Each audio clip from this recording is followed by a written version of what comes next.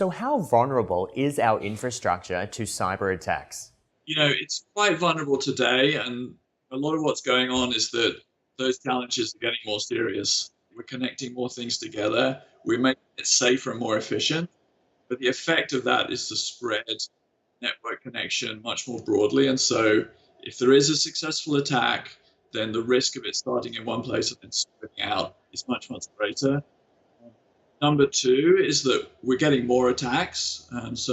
We've seen Russian malware inside of electricity substations in the US now. We've seen attacks on oil pipelines or gas pipelines where people are demanding ransomware and other things. Number three is that the sophistication of the attacks is just getting much more serious, and we're seeing attacks coming in via a cell phone that somebody's attached to a substation or things of that kind. So the risks are pretty significant.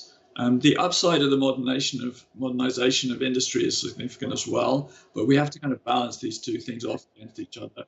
And so how is your solution solving that problem? The big challenge of these more sophisticated modern systems is that everything is connected to everything else, and the weakest link of the whole system is the place where the attacker will succeed and get in.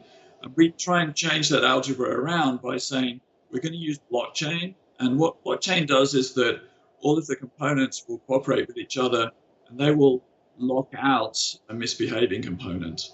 So they actually have to agree amongst themselves before allowing changes to the system or allowing user access or those kind of things. So instead of having the weakest link being the problem, what happens is you add more and more components, and the system actually gets stronger and stronger as you go along. So what actually happens though when you update the technology or update the actual platform itself? What kind of security measures or tools are you adding to it?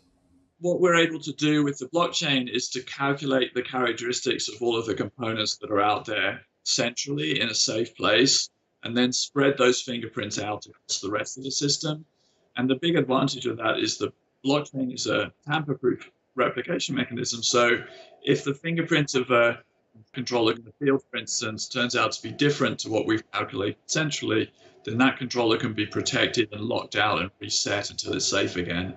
And I'm curious though, what will it take to adopt this kind of technology compared to, say, a legacy service or security measure?